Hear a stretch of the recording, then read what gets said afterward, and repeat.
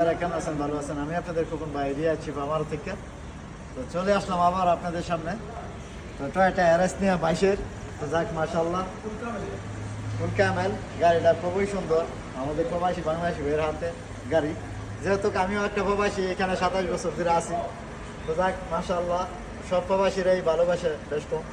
তো গাড়িটা আপনার 38,000 চাইতেছে, ঠিক আছে? তারপর ইনশাল্লাহ বেশ কম করে দিয়ে দিব, বাইরে বলবো। 4 চাকা অ্যালুমিনিয়াম আছে। তো গাড়িটা বাইরে একটু এই দিকটা যাই, একটু গাড়িটার ভিতরে দেখাও খুবই সুন্দর, ঠিক আছে?